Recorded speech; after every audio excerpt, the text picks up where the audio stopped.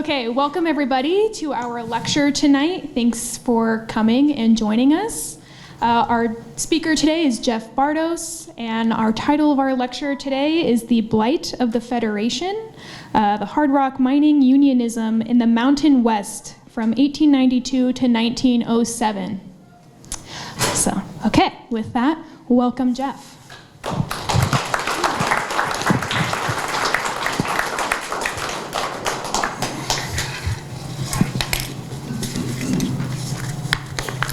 Well, welcome everyone. Thanks for coming out tonight. Thank you to Carly for the lovely introduction. Only half of that was true. The rest of it's lies. I'll let you figure out which are which. The degrees are the lies. I'm really excited to present this talk tonight. This research did come from my master's thesis at Montana State University. And I later followed a very tenuous thread of this talk into my dissertation work, and it took me all around the world, so that was really, really quite fun. Tonight, we're going to be discussing three major incidents in the mining and labor history of the Intermountain West. The first major incident is a strike in the Coeur d'Alene district in northern Idaho in 1892. The second major incident was really a 2 to 3 year labor war in Cripple Creek, Colorado, and also in and around Denver, Colorado, in the smelters and mills down there. And this all culminates in the assassination of Idaho's ex-governor, a guy named Frank Steunenberg, who was assassinated via a dynamite bomb on his gate in 1905, and then there was a subsequent trial. I'm not going to cover too much on Butte today. I think this is one of 3 or 4 times I will mention it, tops. Not going to cover the Copper Kings, because that's just this whole other thing that I haven't done much research on, and I'm not going to go into it. And I'm not going to cover much of the history of the Industrial Workers of World, the IWW, after 1907. This is just where I ended my research and ended my analysis. There's only so much I can fit into 45 minutes. So, we're primarily focused on silver and gold mining, and we also need to realize a couple things about mining in the area, or in the era. Miners moved around a lot, as did the engineers and as did the mine owners and the capital that they brought with them, and the ideas that they also took with them. They moved all around the Intermountain West. The only thing that really didn't move too much was the mineral deposits until they blasted them into tiny pieces, smashed them into even tinier pieces, and then turned them into gold, silver, copper, or whatever else. A couple other things to really keep in mind tonight. It's really, really expensive to operate a mine. There was an old joke among mining engineers that it took a gold mine to open a silver mine just because of how much everything cost. Many costs were fixed, so equipment, supplies, transporting the ore to processing, all that other stuff is relatively fixed. You can't really cut costs. A lot of this equipment is very expensive. And so mine profitability really depended upon the ore grades of the mine and how much it cost to process the rocks into the shiny metal that we wanted out of the rocks. And likewise, the prices of each of the mining commodities really dictated how much profit a mine owner could earn off of the minerals extracted. The cost of gold was largely fixed due to the gold standard, so there's not much room for, we've got a good upswing in the price of gold like we have today, and we can mine more of it at a better margin. No, it's more of like the banks will buy gold at a certain rate, and that was it. The cost of silver at the time, it was doing pretty well until the US government decided it wasn't going to buy any more silver in 1893, and then the whole thing crashed along with the economy. And there was this big old, we call them like recessions now, or Great Depressions or whatever. They just called them panics because that was more fun. And so there's the Panic of 1893 that's going on that crumples silver prices and sends a bunch of people out into the unemployment line. And so given all that, in order to run a profitable mine in this era, the area that the mine owners and operators and engineers could cut the most costs was in labor. And of course, if you are a miner, you don't want to be working a long, hard job underground in a very dangerous environment and not get paid very well. I certainly wouldn't. I would make a terrible miner. And so the real contest comes down to an idea of who gets to organize around labor and around ownership and around capital flows and formation. So do the mine owners get to organize? Does capital, the vague term for investment, money, does that get to organize? Or do miners and labor, the workers that extract the minerals, that move the ore out of the mine, that process it, that smelt it, do they get to organize? So on the side of capital, mine owners often formed organizations, which I refer to in the very clunky mine owners associations, or MOAs usually. So if I say MOA, that's the problem. It's a mine owners association.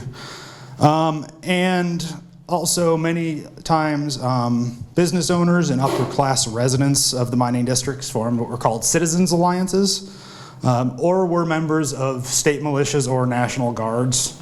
At the time, the state militia and the National Guard were not like the modern National Guard. They were much less formal and more ad hoc, and sometimes they just formed out of thin air and called themselves the state militia. So the book up here in the corner, it's a book called Imperial San Francisco. I'm supposed to adjust that screen. Imperial San Francisco by Gray Brecken. When he was discussing the California gold fields in the 1850s, he came up with what he called the pyramid of mining, which is all of the social conditions that are necessary for mining to occur. And he distilled it down into a number of categories that he called the pyramid of mining. A little bit clunky, but whatever. I was a master's student. I really liked the idea. That's comprised of mining at the top of the pyramid, and then it's supported by financing, by mechanization, so the development of mechanized tools and equipment, metallurgy, so the ability to transform ore into nifty little metals, and also militarism, so the ability to control the area through violence if necessary. For labor, when they wanted to organize, miners were following national trends of labor organization and beginning to organize unions. And in the 19th century, this is really the rise of the American labor movement. And unions emerged across industries. It was anything from railroads to mines to longshoremen to all sorts of industries. Another book down here, Thomas Andrews' Killing for Coal. In that book, Thomas Andrews describes, he came up with this concept of the workscape. So we have landscapes. In this case, it was where people work on the land. And if you think about mining, if you're underground in a very tight quarters, using hammers and drills and explosives and all the other stuff, and you're working in a small group of, say, 4 to 5 men, you probably develop pretty tight bonds with these other guys, regardless of their nationality, because you're dependent upon them to not blow you to smithereens. And likewise, they're dependent upon you to pull you out of the pile of rubble if something bad happens, right? So develop these really close ties of solidarity. And the other thing about mining labor and mining unionism is that miners get really, really, really good at using explosives and blowing stuff up. It's their job, they're good at it. So if you start to get bored when I'm talking about vertical integration, just like wait a slide or two and something's gonna blow up, I promise. There's at least 4 to 5 explosions involved. So that's the caveat for the initial part. In 1950, a gentleman named Alan Pinkerton formed the Pinkerton National Detective Agency. It really filled a gap in what we now consider law enforcement. In 1850, there was no Federal Bureau of Investigation. There was really no real federal law enforcement, other than I think there was some stuff from the Secret Service about forgery, but the federal government did not have a real law enforcement apparatus. It just didn't exist. And so the Pinkertons kind of served the purpose of an interstate law enforcement agency, because it's all bounded by states, counties like that, and stuff like that. There isn't a federal response. There isn't a apparatus that can cross state lines, whereas criminals don't really care about state lines that much. So Pinkerton kind of saw a need for a private detective agency, and he formed one. During the Civil War, you can see this photo over here. The tall gentleman in the middle, any guesses on who that is? Yeah, pretty obvious. Abe Lincoln. The guy on the left is Alan Pinkerton, and the guy on the right in the military uniform is General McClellan. Pinkerton worked with the Union Army to provide military intelligence. There isn't much reporting on exactly how successful he was on that, but he definitely worked with the Unionists, or with the Union. And so this really becomes an important legacy for the Pinkertons, where this photo is up in every one of their offices to basically say, hey, look, we're the good guys, we're working with Lincoln. Look at that hat, who could not like that guy? And so they really use that as a legacy, and then they also use their pursuit of gangs such as the Jesse James gang or Butch Cassidy and the Sundance Kid. Their Pinkertons are in that great movie towards the end. As like part of their legacy and also part of their marketing and advertising, that sort of thing. But the real source of their revenue, which came out during some of these later incidents, was that the Pinkertons were among the nation's foremost union-busting organization and apparatus. And they did that through a number of methods. Sometimes it was very overt, as I'll talk about in a couple of examples, and sometimes it was very covert with spies slinking around mining camps and all sorts of nefarious things that I will also get into. And as a matter of fact, the Pinkertons still do exist. They are still a corporation, and they still have a website, and it's pretty vague because I think if you really want to hire the Pinkertons, you know how to get in touch with them. Perhaps the biggest figure in this particular talk we're going through is a guy named James McParland. He was a private detective, and then he rose to the ranks to be the manager for the entire western United States, managing the Pinkertons' Western Division, which was, in his era of management, the most profitable of the Pinkerton divisions. And we'll talk a little bit later why, but they were all over the Mountain West. But he really got his start in Pennsylvania. Anybody in here ever heard of the Molly Maguires? Yeah. So this was a perhaps somewhat amorphous, perhaps not really existing, perhaps a different name for another organization. But there was some pretty severe labor unrest in the Pennsylvania coal fields in the 1870s. We've got another lovely panic of 1873, not just depression, no, this is panic. Railroads are collapsing, people are out of work, severe economic downturn, and the president of the Philadelphia and Reading Railroad, this guy named Franklin Gowen, and he asked Alan Pinkerton to send in an operative to infiltrate the Molly Maguires, who were supposedly related or linked to this ancient order of Hibernians in Ireland, which some people could consider to be a radical organization. And they justified this by claiming that the Molly Maguires held good, hardworking coal miners of Pennsylvania under a reign of terror, and that, quote, the organizations were a disgrace to the men in them, and they befoul all Irishmen and good Catholics. And with a name like McParland, maybe a little bit Irish. So James McParland is dispatched to infiltrate the Molly Maguires while the entire region is on strike. He spends several years undercover, and during this time to like get his reports out and stuff, he is like walking 10 miles a night to go to another post office to drop his little report into the bin so he's not detected, and just doing all sorts of like weird 19th century spycraft. It's no longer the cell phone pictures of the wiretaps or stuff. This is like hastily written reports by candlelight shoved in a weird mailbox 10 miles away. So he spends several years undercover. He infiltrates the Workingmen's Benevolent Association, which is what people were calling everyone was saying the Molly Maguires were. This was a trade union, effectively. During this time, there's a couple violent incidents, and it fosters a crackdown on the WBA. Local authorities, including the Pennsylvania State Militia, crack down on the WBA, and McParland breaks his cover, and he testifies against the leadership, and the state of Pennsylvania executed 19 men. So this operation against the Molly Maguires and WBA created the template that James McParland would use in his future operations against Western mining unions.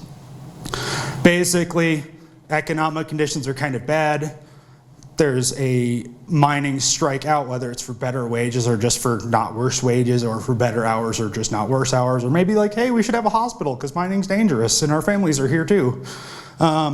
So take a long strike, infiltrate the union leadership if possible, agitate for more radical demands from the union, and then if we can get so lucky to have a nice violent incident, exploit that, and then solicit and or organize a militarized crackdown and haul all the leaders off to jail and or the gallows.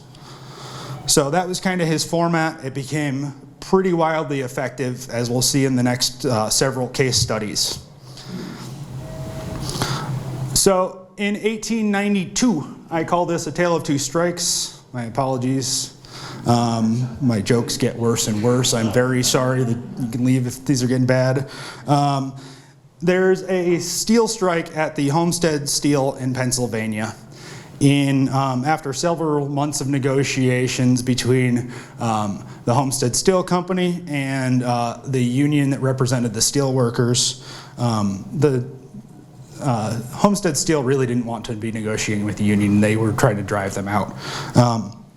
But they bargain and they bargain, and the union says, we need to get paid more. The management responds with, how about 22% less and longer hours? And the union's like, no. And so the union declares a strike because management is not negotiating with them. And management also decides we're gonna lock everyone out of the plant. So it's both sides saying, no, we're not working, or no, you're not working, and they all come to loggerheads over that. Management fortifies the steelworks. They start stringing up barbed wire and just like locking people out pretty aggressively. And then the union and the families of the union and the community surrounds the steelworks there. And so to break the strike, what the management of the Homestead Steel decided to do was hire the Pinkertons. And so the Pinkerton National Detective Agency attempts to land about 300 armed agents on a couple barges. The miners, or the steel workers get word of this, and they're able to respond, and a gun battle breaks out. And so this battle lasts more than a day. They somehow get a 20-pound cannon. They're lobbing artillery rounds at the barges that the Pinkertons are on. They're shooting at each other. They try to light the river on fire by dumping oil on it to get a slick to go out and burn the barges, but that doesn't work. They try all sorts of stuff. And so the Unionists actually win the actual battle there because they make the 300 Pinkertons all surrender. And then they kind of make them run the gauntlet, and they throw like rocks and stuff at them. It's not the nicest thing, but these guys were just shooting at them and trying to tell them that they couldn't have the jobs they were going to have. And so you can understand a bit of harsh feelings. But again, it's a pretty violent, pretty horrible conflict between capital and labor. The steel plant says, no, we don't want you to be organized. The labor says, we already are. You need to bargain with us. There is no federal labor law that protects this at this point. It's mostly just who can win the argument or fight, however you want to phrase it. And so the Union wins that battle, but they ultimately lose the overall war in Pennsylvania because later a guy tries to assassinate, not related to the Union, tries to assassinate the manager of the steel plant. Guy lives, and it really causes like the Steelworkers Union to really get a bad rap, and a lot of local facilities will not allow the union into their mills, and it really just like they won the battle, they lost the ability to organize for a while after that, and just weren't able to organize a lot of steel plants. However, in Idaho, to get back to the West, because Pennsylvania is not the West, in the 1880s, in the Coeur d'Alene district in northern Idaho, we're talking about Burke and Wallace and Gem and a few other smaller towns up there. Several unions formed in the Coeur d'Alene district, and the mine owners likewise organized a mine owners association. The real disputes that the union was fighting against at this time was The mine operators wanted to increase work hours without increasing daily pay. Workers there were paid about $3 to $3.50 a day. And so if you're working a 10-hour day and getting $3.50 versus your 8-hour day, you're getting paid less. The mine operators were also introducing an air compressor powered drill, which reduced overall labor needs in the mine and sent skilled miners down to less skilled jobs. So if you have this nifty air compressor drill that can drill all the holes, you need less miners on the ore face, which means they're down to shoveling ore and doing less skilled jobs for less money. Again, a reason to be kind of mad. And it's not like the district was unprofitable. The year before the strike broke out, the district produced like almost $5 million worth of silver, lead, and copper, or not copper, silver, lead, and gold. And so that's roughly, I hate doing this math because it doesn't translate well, but that's roughly $150 million in today's money. So the miners wanted 8-hour day to keep the $3.50 wages across the board. But they also wanted funding to build a hospital. And to levy this funding, what they did was they wanted to get contributions from each of the mines, but they also took $1 per month out of the unionists' pay to fund this hospital. And it was run by an organization of Catholic nuns. And so in early 1891, at the request of the Mine Owners Association in the Coeur d'Alene region, James McParland dispatched this guy over here named Charles Siringo, a self-proclaimed cowboy detective. He later became rather disgruntled with the Pinkertons and wrote a bunch of rather scathing books. And the Cowboy Detective's pretty fun because it's like his adventures before he got really mad. It's a much lighter read. Another one of his books was called Two Evil Isms, Pinkertonism and Anarchism. So he got a little bitter towards the end, mostly due to book sales. So Siringo had been with the Pinkertons since 1887 with the Haymarket Square incident in Chicago, which again, incident of pretty radical labor unrest. I'm not going to go too deeply into it, but he worked to kind of corral witnesses and a few other things during that. And so he gets sent to northern Idaho to infiltrate this mining union. He was the second undercover operative sent in because the first one wasn't good at his job and he blew his cover and had to run away. So, after arriving in the Coeur d'Alene district, Siringo got a job as a mucker in the gem mine, and he joined the union. Conveniently, he arranged to be fired from the mine, which increased his street cred among the unionists, who then elected him recording secretary of their union. Whoops. So this gave him full access to the union records and the plans. In January 1892, the railroads that serviced the district, the Mine Owners Association claimed that the railroads were increasing their freight rates, which again, if you drive that cost up, you have to drive costs down somewhere else. And so the mine owners closed their mines down because they're like, we can't afford to mine ore right now. And all the miners are like, we can't afford to eat right now, so we're going out on strike. Because it was either that or a wage reduction. And once you get the wage reduction, it's hard to claw back to get full wages. And so to keep their mines running, after just shutting them down, the Mine Owners Association imported a bunch of heavily armed men and also a bunch of non-union replacement miners into the district.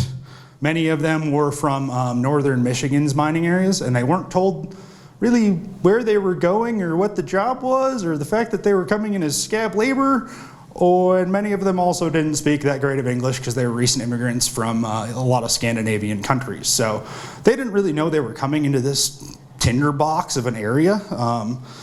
And also under Idaho state law at the time, it was kind of illegal to bring in your own private armed force, just a little bit. And so to get the non-union miners and the armed guards in, the Mine Owners Association, in collaboration with the railroad, started running freight trains or passenger trains full speed through the towns right up to the gates of the mines, and all the people would jump off and run into the mine, and they were able to fortify a couple of them that way.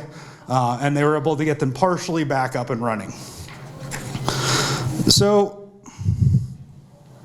this devolves into open conflict. Charlie Siringo had been passing all of his notes that he was taking as union secretary off to the Mine Owners Association. And so the union started to get a little suspicious that they got a rat in the house. Tensions were getting pretty hot. There were a lot of people walking around with a lot of guns, and several mines had resumed operations with non-union labor. The union briefly considered, according to Siringo's reporting, of cutting off or blowing some of the pumps in some of the wet mines so the mines would flood, and then they wouldn't be able to access their ore as like a, we consider it, we never did it, but it kind of, we thought about it. And so again, tensions are really high here, and it's early July, and there's a pretty subdued but still pretty tense 4th of July celebration. Like, yeah, okay, we're not killing each other, so I guess that's good. Everyone's been to a 4th of July, I think, like that, right? And so news of the Homestead strike reaches the Coeur d'Alene region, and they're like, wait a second, there's a bunch of Pinkertons around, and we think we've got one here, and we're in a similar situation with our steelmaking brethren in Pittsburgh. So tensions get a little higher. A couple of the non-union miners from the gem mine decided they wanted to pop out for a drink. Bad choice. The union miners beat the crap out of them, like pretty badly. And so Siringo's like, okay, I'm gonna go down and get a doctor. Things are getting pretty tense. And he manages to get the 2 injured non-union miners out, but his cover is blown. So he arms himself with a Winchester rifle and a .45. And it's basically devolving into open war at this time. Union miners are shooting into the fortified mines. Armed guards are shooting out of the fortified mines. And it gets pretty tense. And then this picture over here, you can kind of see that there's a flume coming down here, and then there's a building, and then there's a bunch of scrap. And so as part of this conflict, the union miners took a bunch of dynamite and black powder and stuff like that and wrapped it into a big nifty bomb, sent it down that flume, and blew up the Frisco mine, so it's no more. Rest in peace, Frisco mine, or mill. So the fighting lasted several days. For a while, Charlie Siringo is actually hiding in the woods to escape the union miners, even though he is rather armed, but it's pretty tense. At one point, after his cover is blown to escape, he had a room above a bar, or above a saloon, and he basically had to like saw a hole in the floor and then crawl out and then crawl underneath all the buildings to get away, because the unionists were at his door. He's like, okay, I gotta get out of here because I don't want to die. Federal troops and the state militia arrive and they pacify the district. Siringo is deputized and he participates in rounding up more than 300 miners. 24 were convicted, but the convictions were later overturned by the Supreme Court. And following this conflict, the Coeur d'Alene Mining Union and the Butte Mining Union, that's the second time I'll say that, they organized the Western Federation of Miners in 1893. And in their constitution, they openly say that one of their goals is to prevent Pinkertons from taking possession of any mines.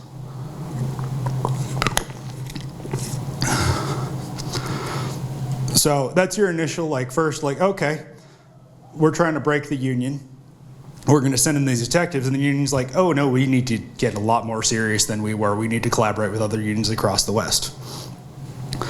So the next major incident in the Intermountain West mining conflicts is in Cripple Creek, Colorado in 1894. The Cripple Creek district, it's kind of south of Colorado Springs.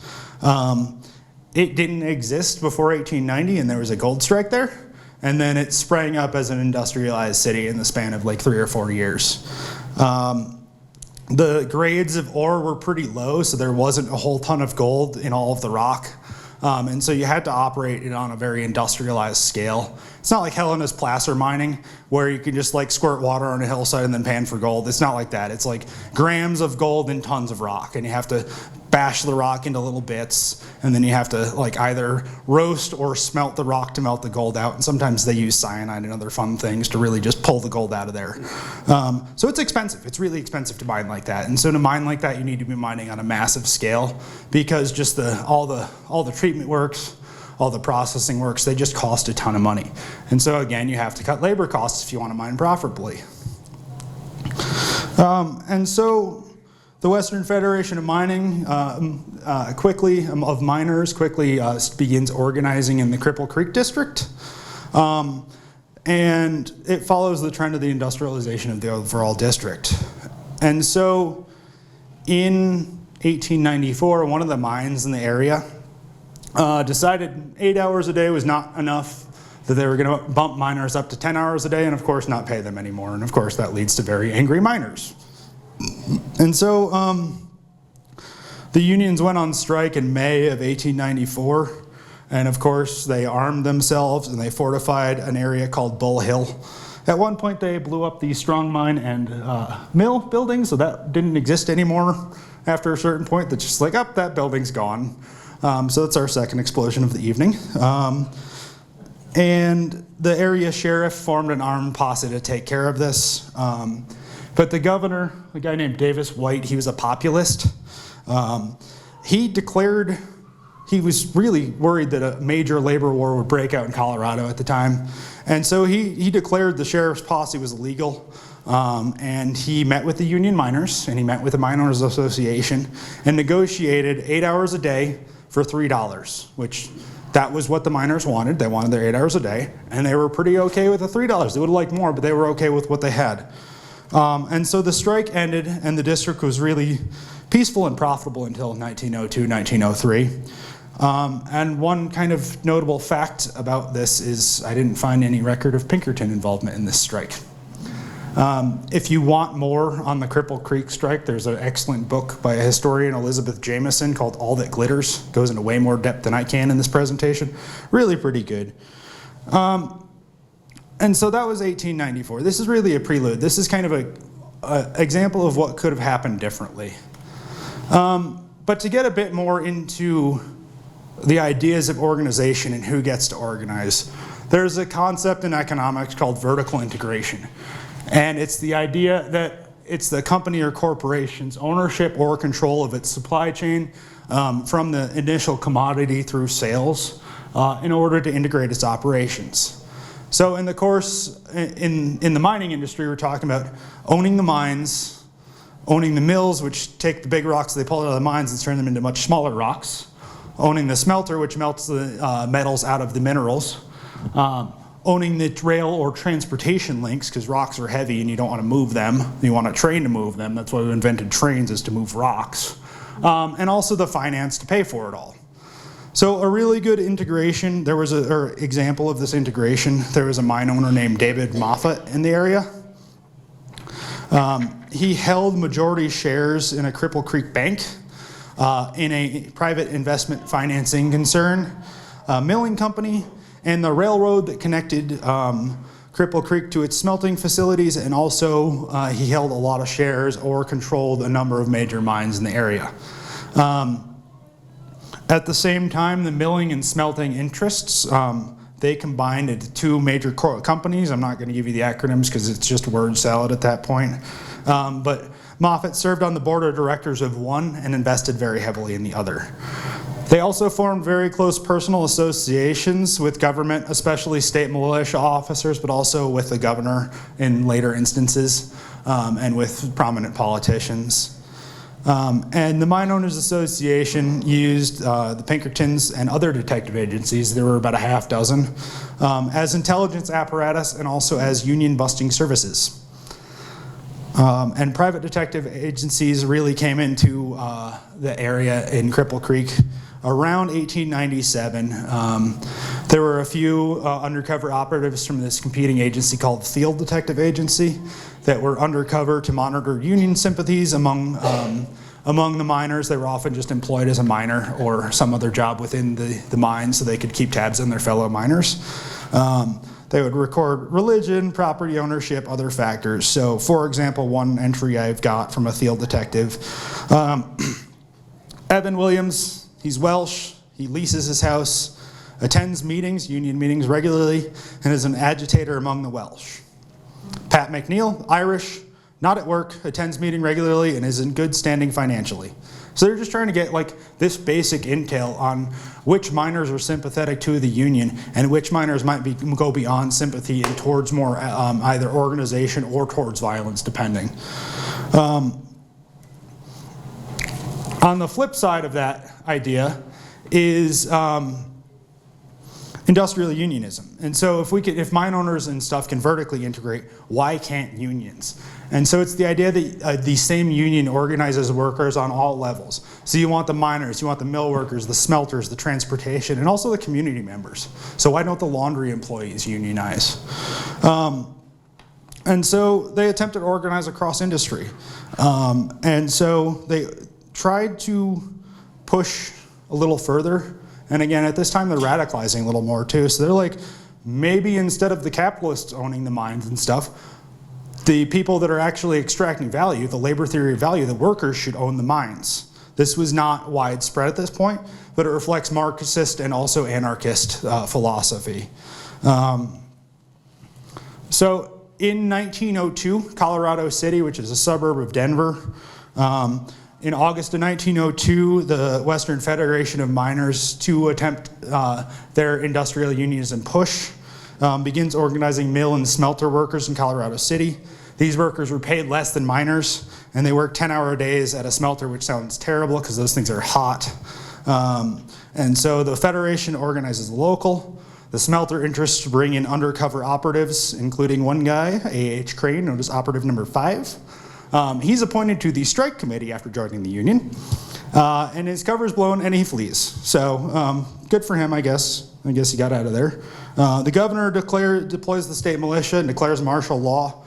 The Mine Owners Association organizes a citizens alliance of prominent businessmen and allies with the National Association of Manufacturers. And so it just kind of, it escalates between these two competing forms of organization. And so the strike spreads to Cripple Creek, Colorado.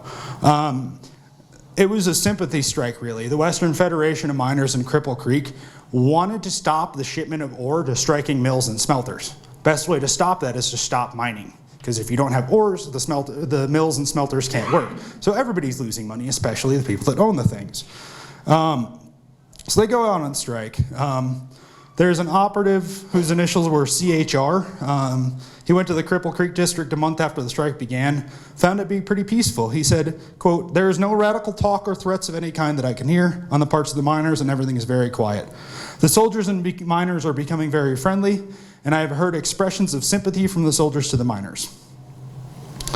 So to exacerbate the existing tensions within the union, and not everybody gets along in a union, McParland sends in an operative, A.W. Gratis, operative number 42, who joins the smelter union and gets appointed union secretary. I'm seeing a trend here.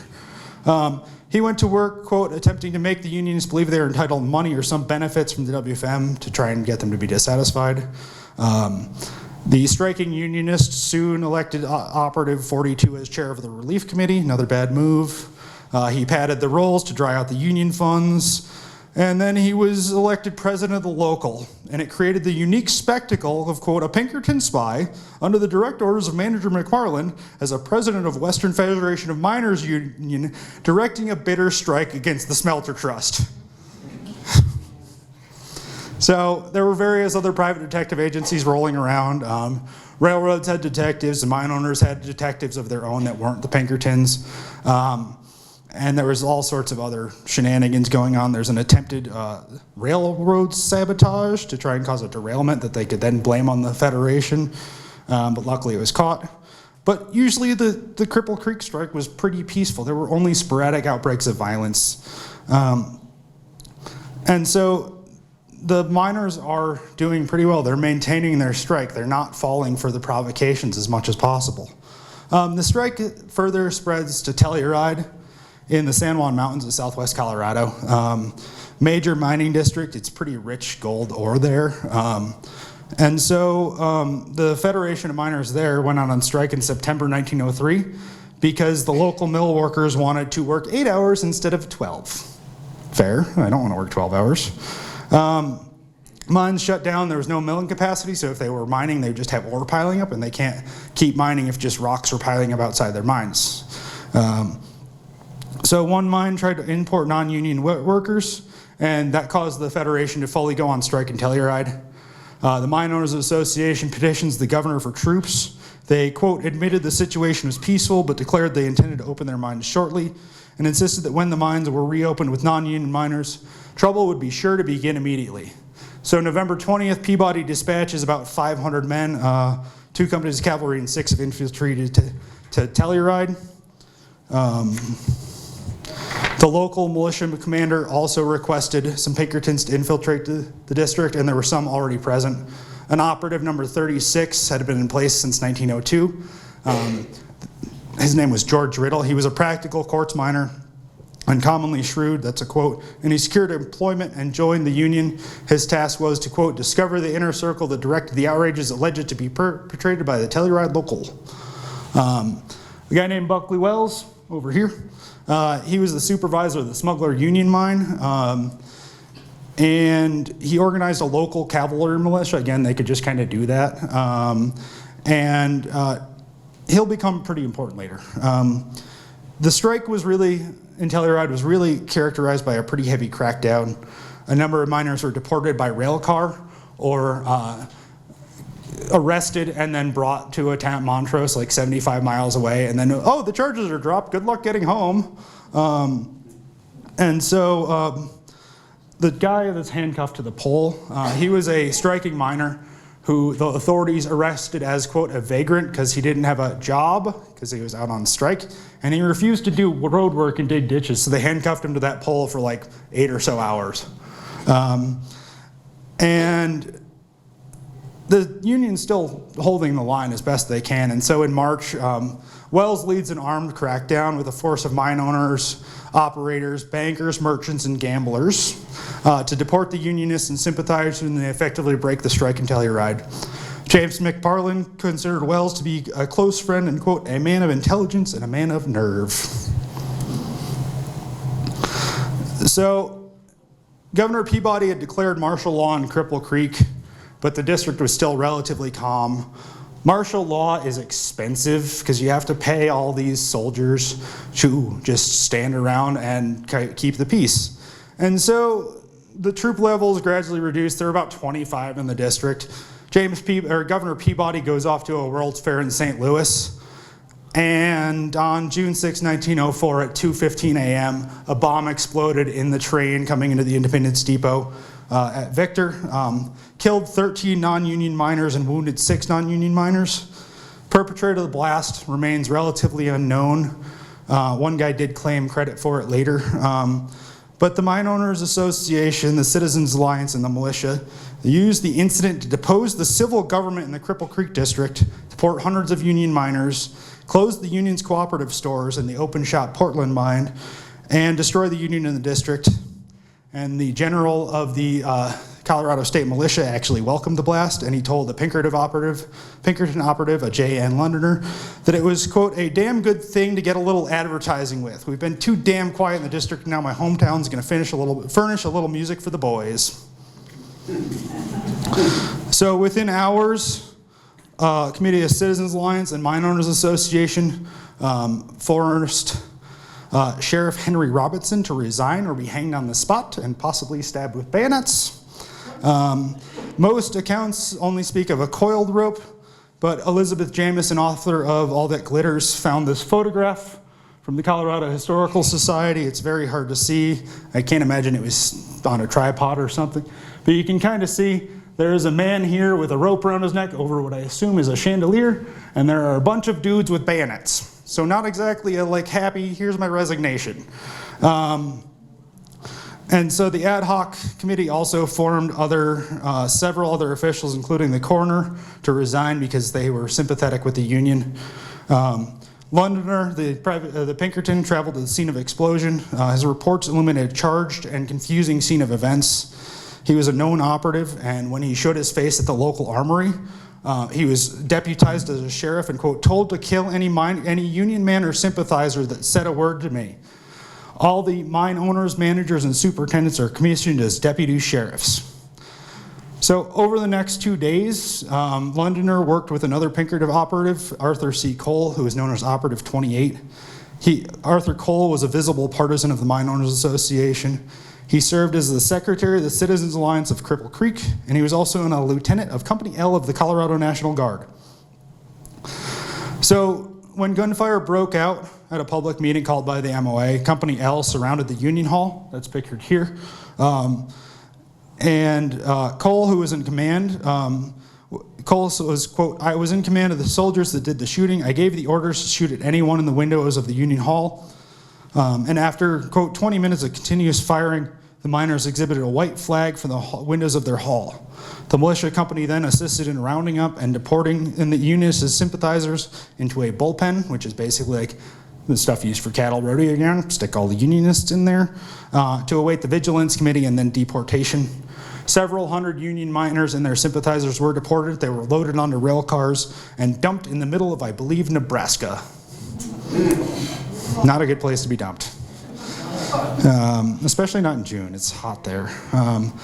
So reacting to these events, the Western Federation of Miners, along with a number of their other unions, met in Chicago, and they formed the Industrial Workers of the World. And their slogan was, "An injury to one is an injury to all." So kind of the last section here, and possibly the most confusing. On December 30th, 1905, several months after the Industrial Workers of the World formed in Chicago, this poor guy, Frank Steunenberg, he's the ex-governor of Idaho. He's going home. He opens his gate, he closes his gate, a bomb explodes, he's shredded, he dies several hours later, horribly. Shrapnel goes flying hundreds of yards. They're finding like fence parts across the street and stuff like that. Steunenberg had kind of earned the animosity of Unionists. There was another strike in the Coeur d'Alene region in 1899 that ended with federal troops deployed, all black soldiers from the 24th Infantry, fresh from combat in Cuba, rounded up and deported. They rounded up every adult male in Burke, Idaho, and they imprisoned them, and then they deported a bunch of them. And so after the blast that killed Steunenberg, the Canyon County Sheriff forms a posse. They monitor the rail lines, and they catch a man named Harry Orchard, or alias Tom Hogan, or any other number of names. The guy switched names a lot. So on January 10th, James McFarland arrives in Boise, meets with the governor and the Chief Justice of the Idaho Supreme Court and other government officials. He says that Harry Orchard was a, quote, tool of the others, notably the inner circle of the Western Federation of Miners. The inner circle doesn't exist, it's the union leadership. And McFarland hated the Federation at this point. He considered them to be, quote, the bloodiest crowd of anarchists that ever existed. And then this guy, Harry Orchard, he's really controversial in this whole story. He was born Albert Horsley in Ontario, but his life is typical of kind of the dispossessed itinerant miner of the American West in the age. He starts working in 1899 in the Coeur d'Alene region during the strike. He joins the union, and then he goes to Cripple Creek in 1902, and he goes back out on strike in 1903. But during the strike, he became involved with detectives of the Mine Owners Association in one of the railroads. Following the assassination, he remained in Caldwell, Idaho for 2 days. Most people that had just successfully completed an assassination would probably hightail it out of there and seek greener pastures, but no. Sheriff arrests him, finds bomb-making materials in his room, but he maintains his innocence during questioning from the field detectives. McFarland orders him moved to the state penitentiary. Not sure what a private citizen is doing telling the state to move prisoners around, but whatever. And he sits in solitary for several days. He's deprived of sleep. And then he confesses to James McFarland, and his confession is more than 150 pages long. He admitted to doing pretty much every bad thing in the American West ever. And he admits to unsolved murders, he admits to blowing up the Independence Depot, and he admits to killing Frank Steunenberg. McFarland tells Orchard he believed that the assassination of Steunenberg was part of a wider conspiracy, but that they had, quote, proof positive of Orchard's guilt and would, quote, hang him upon the proof in our possession. But as he was the tool of the power behind the throne, the inner circle, the hanging of him would bring very little satisfaction. So Orchard could either confess to this larger conspiracy or he could just hang. So McFarland begins detailing a plan to capture the Union leadership. We're talking three major figures, a guy named Big Bill Haywood, Charles Moyer, and George Pettibone. They're all in Denver, Colorado, which is not in Idaho. Minor detail. He got the Canyon County attorney to file an affidavit attesting to that the leadership presence was in Caldwell. They were not. He then gets the Colorado Supreme Court to okay their capture, but he should have gone to the Attorney General, but he thought the Attorney General was drunk and the Deputy Attorney General was a Union sympathizer. So he's like, I don't need to talk to them. We'll just go to the Supreme Court judge. And on a Saturday night, a force of Pinkertons and state militia under Bulkley Wells effectively kidnaps Haywood, Moyer, and Pettibone. They hold them in jail for a few hours. Again, these aren't really like police forces. These are a bunch of private detectives and some state militia. And then they loaded them on a special train. They head north up the Front Range, and then they hit the Transcontinental Railroad and start heading west. And so you can tell this is a pretty carefully coordinated operation, especially with the railroad, because they're switching engines, but they have to do a lot. They're switching the engines in the middle of nowhere, so there's nothing noticed. They burn through Cheyenne, Wyoming, the seat of the U.S. Marshal at the time. They burn through that at 30 miles an hour, because they're just like, we're flooring it through here so we don't get stopped, so they don't derail our plans to railroad these guys, sorry for the puns, to justice. Actually, I'm not sorry for the puns. So they're jailed in Idaho. And then the Pinkertons turn to surveying the potential jurors.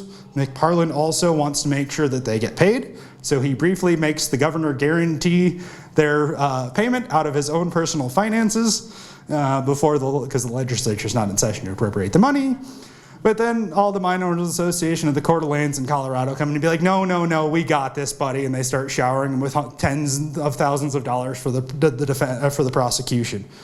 The Pinkertons also had at least 5 undercover operatives in the area at the time. Operative 21 was masquerading as out-of-work Federation miner. He was infiltrating Caldwell's radical community. He integrated with a small group of socialists, but passed on detailed reports of their plans. And defense attorney Leon O. Whitsill eventually recruited him to work in canvassing the county for potential jurors. Whoops. Arthur Cole, Operative 28 of Cripple Creek notoriety. He feigned remorse for his role in the events of Cripple Creek to the Western Federation of Miners attorney and offered to testify about the activities. Hangs, the attorney, tasked him to recruit non-union miners to testify for the defense and discredit Orchard. And of course, as the trial approached, Operative 28 gives McParland the defense's witness list and critical information. Whoops. So Harry Orchard is still stuck in jail. He begins working on his autobiography because there's nothing else to do, and he also either converts to or refines Christian faith. There is some supported evidence, and he did admit to setting the bomb that killed the 13 miners at the Independence Depot, but it isn't clear that he was the actual person that did that. But the Federation, the Western Federation of Miners, their leadership and their legal travails attracted the talents of famed attorney Clarence Darrow, who's later most famous for the Scopes monkey trials. The prosecution was led by sitting Idaho Senator William Borah, and leaning heavily on Orchard's testimony, they attempted to use the assassination of Steunenberg as the capstone of a decade of violence by anarchistic Union thugs. The defense pointed out the contradictions in Orchard's testimony, of which there were many, and they also brought in their own inside source. This guy named Morris Friedman had been a stenographer in the Denver office of the Pinkertons, and he stole a bunch of operative reports, and they contradicted McParland's idea of a grand conspiracy, and he later published a short book called, I think it's like The Pinkertons' Labor Spy. It's an interesting little one. And so that's a picture of the bomb parts over there. We've got Charles Moyers on the left. Big Bill Haywood is standing sideways. He liked to stand in that profile for pictures because he was missing his other eye, and he didn't like to be photographed missing his eye. And then George Pettibone's the one seated to the right. And so McParland's plot really fails here. Pettibone won acquittal, Haywood won acquittal, and Moyer's charges are dropped. Harry Orchard is sentenced to death, but his execution is commuted by the governor, and he dies in prison in '88. And McParland eventually died of sepsis following an infected toe in 1919. So take care of your feet. So here's the courtroom scene. Clarence Darrow is here. No, that's William Borrow, that's Clarence Darrow, and then Haywood's over there marked as number 3. And so my overall argument here is that the actions of the Pinkertons in service to the Mine Owners Association and the mining industry really ended up radicalizing labor in the mining West. This can be seen really spread with the spread of the IWW, which came out of all of this violence and conflict throughout the West, throughout the United States, and even internationally. Likewise, the use of private detectives also expanded. Detective agencies were involved in the 1914 Ludlow Massacre in Colorado. Field detective agency agents infiltrated the Western Federation of Miners and the IWW in Arizona before the 1917 Bisbee deportations. Pinkertons were all over Butte, that's the third time I'm going to mention it, and the last, when Frank Little was lynched, including the later novelist Dashiell Hammett.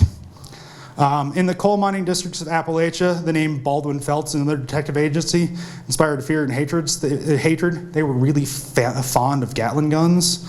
And a corporate campaign of terror led to the Mattawan incident in the Battle of Blair Mountain in 1921.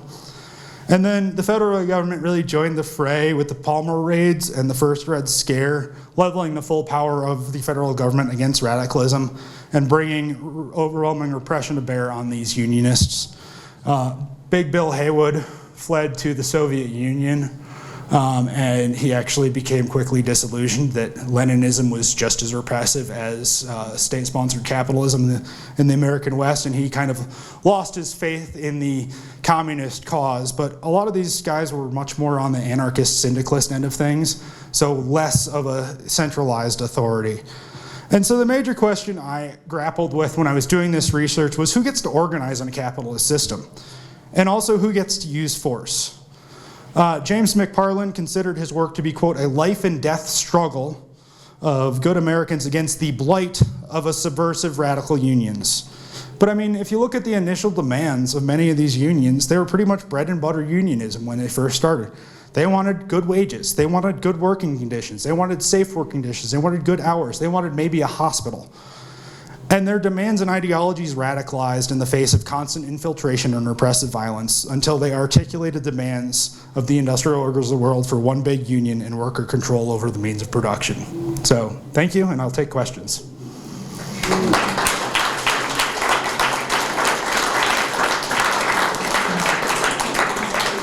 Okay, thank you, Jeff. That was amazing. Love union strikes.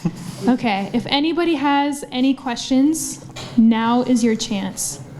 And if there's no questions, then I'll start with the quiz. Two trivial questions. What was the price of gold in the 1890s? And secondly, the fellow you referred to in Cripple Creek, I believe, Moffat, how did he spell his name and what was his name again? I only asked that because mine's M-A-F-F-I-T. Yeah.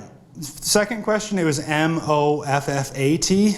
And the price of gold in 1890, this is going to get really confusing, but the Bank of England set the price of gold at 3.25 British pounds per ounce of gold.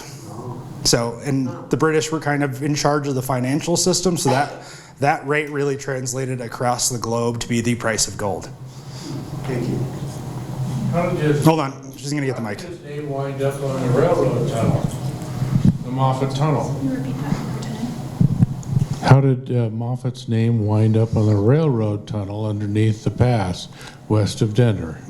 I don't know the history of that, but he was heavily invested in railroad lines and in infrastructure projects. So my guess on that, and again, I don't know, would be that he was one of the major investors in that project.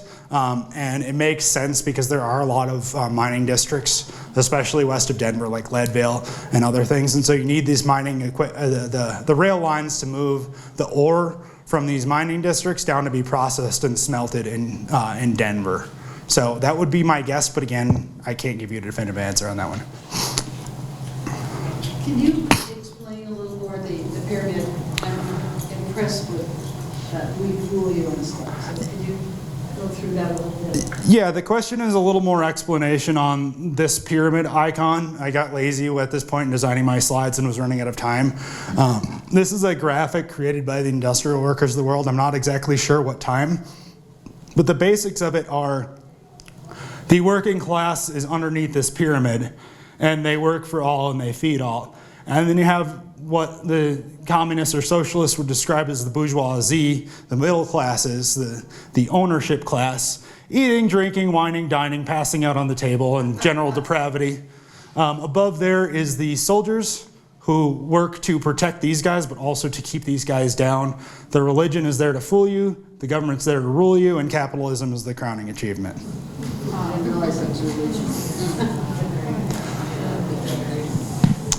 Is it possible that the reason behind the assassination was because it was of jealousy and resentment? Of Steunenberg? Yeah. I don't know the motivations for it. The best indication that I can tell is that I don't have any direct evidence, and there really is no direct evidence that Harry Orchard was a Pinkerton operative. There's no direct evidence to say so. What the Pinkertons were claiming in putting together this grand conspiracy is that they were that the Western Federation of Miners was directly targeting Steunenberg because of his actions during the 1899 strike.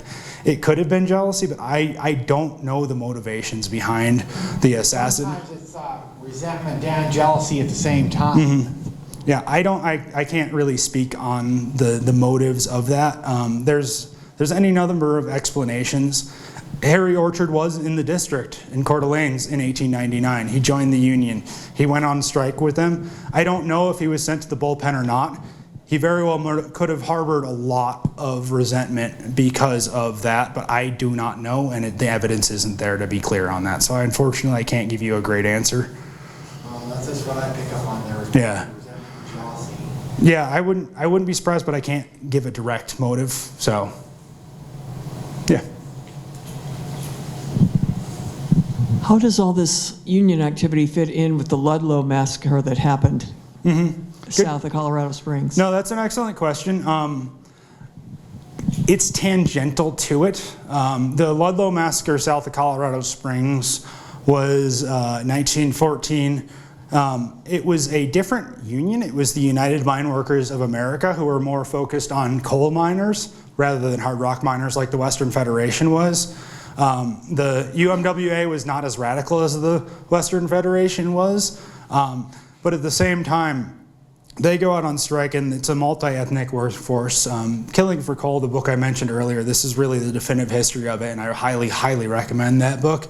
But during the labor war that followed the strike, there were a number of private detective agencies. I think they were Baldwin Felts, and they worked closely with the state militia, and it turned into a massacre at one point where the striking miners, a lot of the tents were burned, and a lot of women and children ended up asphyxiating in the burning tents. But also a number of people were shot. But at the same time, the union miners picked up arms and conducted a several months long campaign of retribution against the mine ownership and against a lot of the private detectives and other people. So there aren't direct ties between the two of them, but the tactics are similar, the use of private detectives is similar, and the immediate resorting to violence during a strike is also similar. So they're connected, but they're not by a direct link.